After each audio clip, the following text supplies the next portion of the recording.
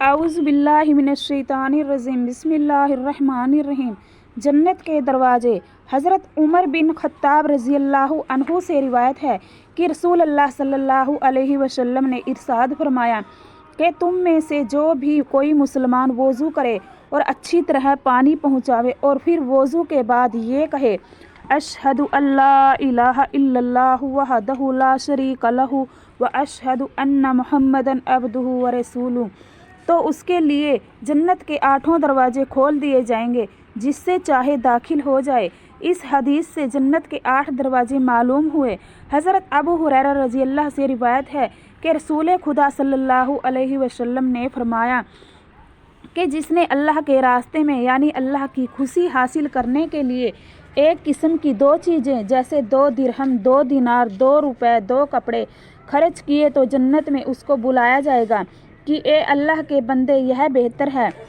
جو شخص نماز والا تھا اسے نماز کے دروازے سے بلایا جائے گا، اور جو شخص جہاد والا تھا وہ جہاد کے دروازے سے بلایا جائے گا، اور جو شخص صدقے والا تھا اسے صدقے کے دروازے سے بلایا جائے گا، اور جو شخص روزے والا تھا وہ باب الریان سے بلایا جائے گا۔ یہ سن کر حضرت ابو بکر صدیق رضی اللہ تعالی عنہ نے عرض کیا کہ اے اللہ کے رسول صلی اللہ علیہ وسلم، میری ماں باپ آپ پر قربان ہو، سب دروازوں سے کسی کو پکارا جائے، اس کی ضرورت تو ہے نہیں، کیونکہ اصل مقصد یعنی جنت میں داخلہ تو ایک دروازے سے داخل ہونے میں حاصل ہو جاتا ہے، لیکن پھر بھی پوچھتا ہوں کہ کیا کوئی ایسا بھی ہوگا جسے عزت دینے کے لیے تمام دروازوں سے بلایا جائے؟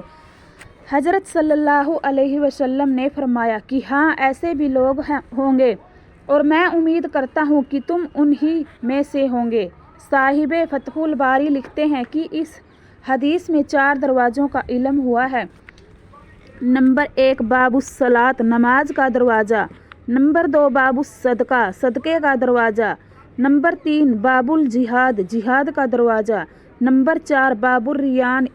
اس کے بعد لکھتے ہیں کہ ایک باب دروازہ الحج یقینی طور پر ہوگا، اور ایک دروازہ ان لوگوں کے لیے ہوگا جو غصے کو پی جاتے تھے، جس کے بارے میں مسند احمد میں ایک حدیث آئی ہے، اور ایک دروازہ الباب الایمن، توکل اللہ پر پورا بھروسہ کرنے والوں کے لیے ہوگا، جو بغیر حساب اور بغیر عذاب اس دروازے میں سے داخل ہوں گے، اور ایک باب الذکر یعنی اللہ کی یاد کا دروازہ ہوگا، جس کی طرف ترمذی کی ایک حدیث میں اشارہ، اور یہ بھی ہو سکتا ہے کہ باب الذکر نہ ہو بلکہ باب العلم ہو، خدا ہی بہتر جانتا ہے۔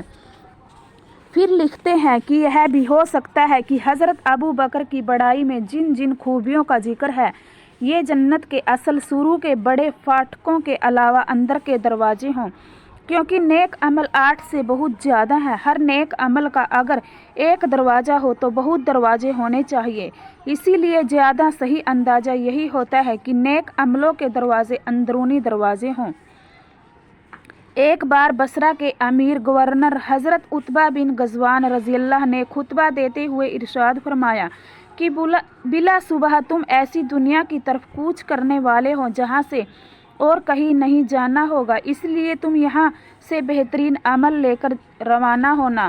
پھر فرمایا کہ ہم کو یہ بتایا گیا ہے کہ جنت کے کواڑوں میں سے 2 کواڑوں کے درمیان 40 سال کے سفر کی دوری ہے، اور یہ یقینی بات ہے کہ ایک دن ایسا آئے گا کہ داخل ہونے والوں کی بھیڑ کی وجہ سے اتنا بڑا دروازہ بھی تنگ پڑ جائے گا۔